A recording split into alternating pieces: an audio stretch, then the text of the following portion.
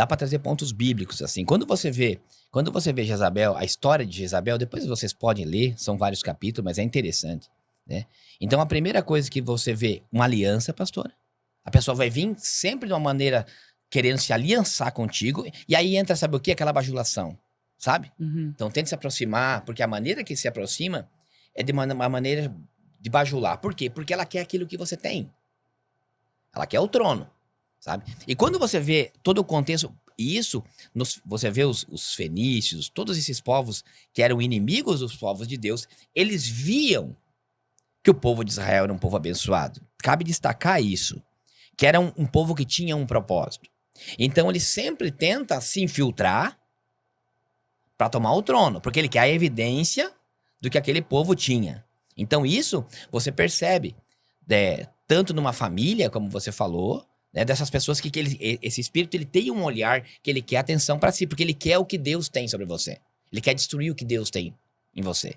A tua unção, a tua autoridade, o que foi delegado por Deus é o que ele quer, porque ele não tem. Então ele precisa disso.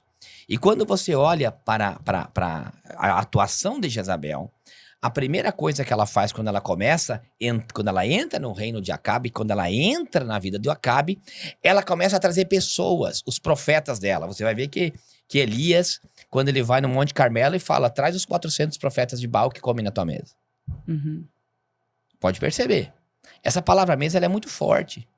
Porque você percebe que ela já tinha entrado no trono e ela tinha muitas pessoas já com ela, manipulado essas pessoas e tinha trazido para ela. E o que ela faz? Ela começa a perseguir aos profetas de Israel. A perseguir e matar. Você percebe ali na história que, inclusive, muitos foram escondidos. Por quê? Porque ela quer calar a voz profética de Deus.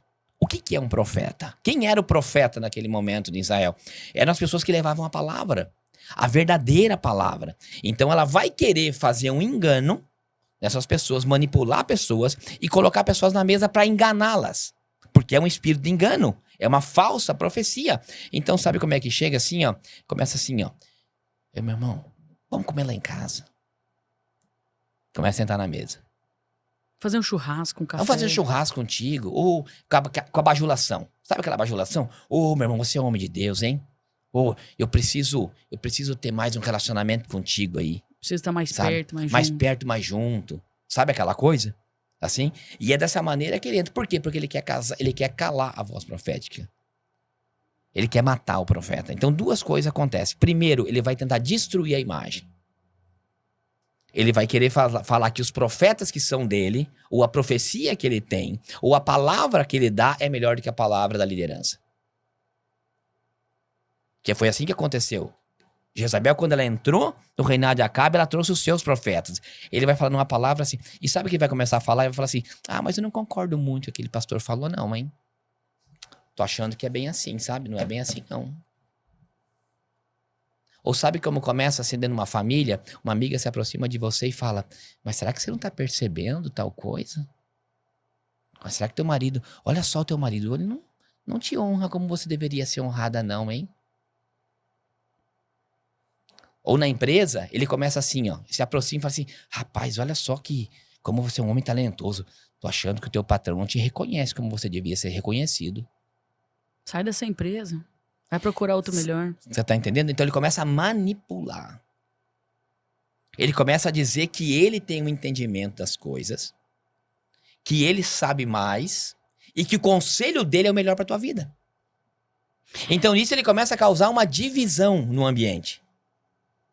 Eu lembro de um fato que você contou, não sei se você vai poder contar aqui, de uma experiência que você teve de uma pessoa, que ele foi colocando o filho. E daí, quando ele menos esperou, o filho arrancou todos os clientes dele. Sim, né? sim. É um cliente meu, né, do Paraguai, que eu conheço há muitos anos, né? Para aquelas pessoas que não me conhecem, não sabem. Né, eu, antes de ser pastor, eu sempre fui um trabalhador. Né, graças pela misericórdia de Deus. Eu sei que sempre foi Deus, né? E que até hoje fez. você trabalha, né? Até hoje eu trabalho. Hoje eu trabalho um pouco menos do que antes, mas trabalhava muito mais, né? Então, pela misericórdia de Deus, a gente foi conquistando algumas coisas com muito trabalho. Comecei com 17 anos de idade e continuo no ramo até hoje. E esse um dos meus clientes de Assunção, é daquela época, né? Eu devia ter uns 20 anos de idade. E ele importava da Argentina essas torneiras da FV e muito piso aqui do Brasil, pro Paraguai. Levei muita mercadoria para ele. Uma pessoa fantástica. Cara muito trabalhador. Só que ele tinha a vida meio desorganizada, né? Tinha uns filhos para cá, uns filhos para lá. Era meio bagunceiro, meio mulherengo. Só que essa outra parte da história dele que não é o que importa. O que importa é que ele foi um cara que sempre ele começou a colocar o filho trabalhar. Ele queria, né, os filhos trabalhando. E chegou um momento da vida dele que o filho, ele começou a tomar conta da empresa, ele colocou como gerente, né? E esse filho dele começou a ter relacionamentos com os clientes. E quando ele menos viu do dia para a noite, aquele filho já tinha aberto uma empresa, transferindo a maioria dos clientes dele para outra empresa e deixou o pai a ver navios, né? Então, assim, você delega, você autoriza uma pessoa, e às vezes parece que ela é de confiança, parece que aquela pessoa, ela vai te ajudar, ela vai te fazer o bem, mas ela está sendo influenciada a te derrubar.